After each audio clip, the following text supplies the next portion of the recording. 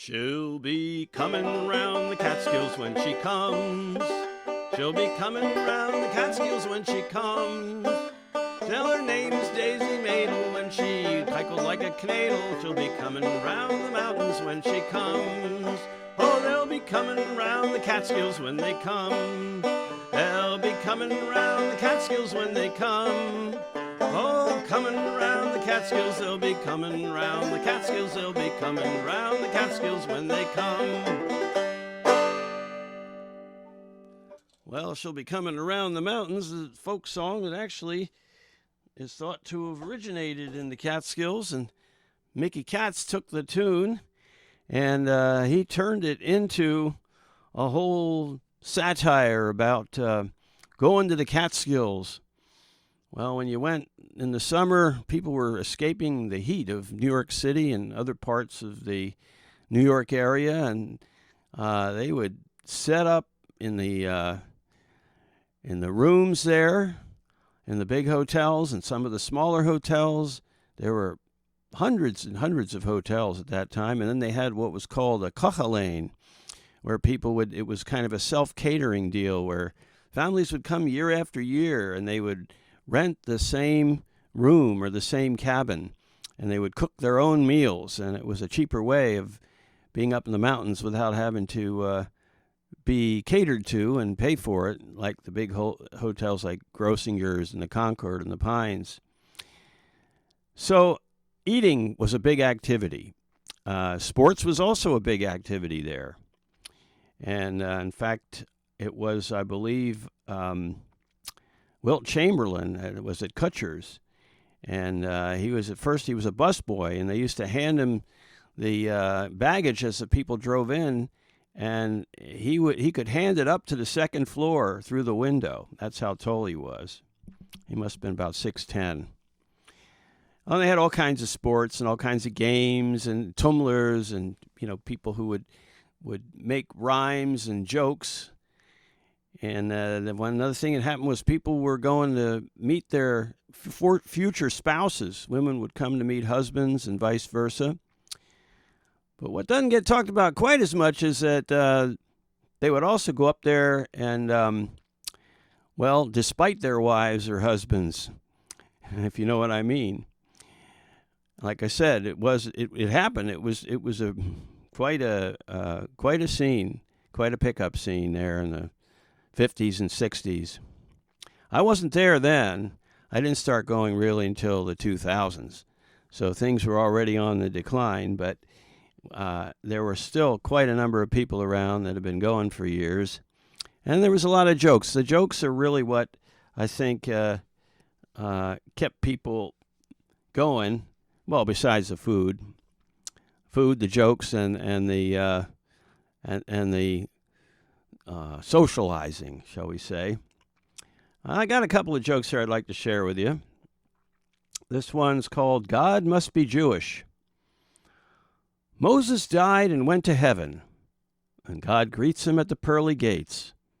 Are you hungry, Moses? Asks God. I could eat, Moses replies. So God opens up a can of tuna and reaches for a chunk of rye bread, and they share it. While partaking of this humble meal, Moses looks down into hell, and he sees the inhabitants devouring huge steaks and briskets and pheasants and pastries and wines. Curiously, but deeply trusting, he remains quiet. The next day, God again invites Moses to join him for a meal, and it's tuna and rye bread. And again, Moses can see those denizens of hell enjoying salmon, champagne, lamb, truffles, and chocolates. Still, he says nothing to God. On the third day, mealtime arrives and another can of tuna is opened. Moses can't contain himself any longer and meekly says, God, I am grateful to be here in heaven with you as a reward for the pious, obedient life I've led. But here in heaven, all I get to eat is tuna and a piece of rye bread. In that other place, they're all eating like emperors and kings and queens. I just don't understand. God heaves a big sigh. He turns to Moses and he said, let's be honest.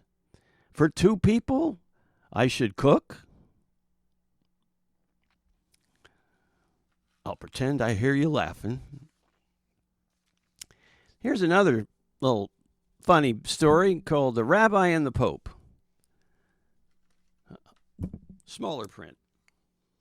Several centuries ago, the Pope decided that all the Jews had to leave the Vatican. Naturally, there was a big uproar from the Jewish community, so the Pope made a deal. He would have a religious debate with a member of the Jewish community. If the Jew won, the Jews could stay. But if the Pope won, the Jews would have to leave. The Jews realized they really had no choice, so they picked an elderly, aged Jewish man, Moshe, to represent them. Rabbi Moshe's Latin wasn't very good. In fact, he didn't know any.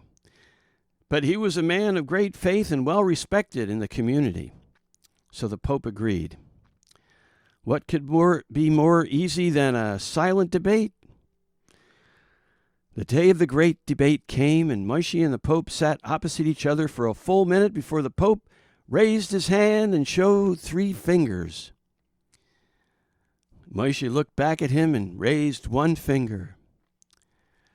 The Pope waved his fingers in a circle around his head. Moshe pointed to the ground where they sat. The Pope pulled out a wafer and a glass of wine. Moshe pulled out an apple. The Pope finally stood up and said, "I give up. This man is too good. The Jews can stay." An hour later, the cardinals were all around the Pope asking him what happened. Well, the Pope said, "First, I held up 3 fingers to represent the Trinity." And he responded by holding up 1 finger to remind me that there was still one God common to both our religions. Then I waved my fingers around to show him that God was all around us. Moshe responded by pointing to the ground and showing that God was also right here. I pulled out the wine and the wafer to show that God absolves us from all sins. He pulled out an apple to remind me of the original sin. He had an answer for everything. What could I do? Meanwhile, in the Jewish community, they crowded around Moshe. What happened? They asked. Well, said Moshe, first he said to me that the Jews had 3 days to get out of here. I told him not one of us was leaving. And then he told me this whole city would be cleared of Jews. I let him know we were staying right here. And then, asked one woman. I don't know, said Moshe. He took out his lunch, and I took out mine. And our last joke here is an example of Talmudic logic. After months of negotiation, a Jewish scholar from Odessa was granted permission to visit Moscow. He boarded the train and found an empty seat. At the next stop, a young man got on and sat next to him. The scholar looked at the young man and thought, this fellow doesn't look like a peasant, and if he isn't a peasant, he probably comes from this district. If he comes from this district, he must be Jewish because this is, after all, a Jewish district. On the other hand, if he's a Jew, where could he be going? I'm the only one in our district who has permission to travel to Moscow. Wait, just outside Moscow, there's a little village called Samyet, and you don't need special permission to go there. But why would he be going to Samyet? He's probably going to visit somebody there, but how many Jewish families are there in Samyet? Only 2, the Bernsteins and the Steinbergs. The Bernsteins are a terrible family, so he must be visiting the Steinbergs. But why is he going? Well, the Steinbergs have only girls, so maybe he's their son-in-law. But if he is, which daughter did he marry? Sarah married that nice lawyer from Budapest, and Esther married a businessman from Zhytomyr, so it must be Sarah's husband, which means his name is Alexander Cohen, if I'm not mistaken. But if he comes from Budapest with all the anti-Semitism there, he must have changed his name. Well, what's the Hungarian equivalent of Cohen? Kovacs. But if he changed his name, he must have some special status. What could it be? A doctorate from the university. And at that point, the scholar turned to the young man sitting next to him and said, How do you do, Dr. Kovacs? Very well, thank you, answered the startled passenger. But how is it that you know my name? Oh, replied the scholar, that was obvious.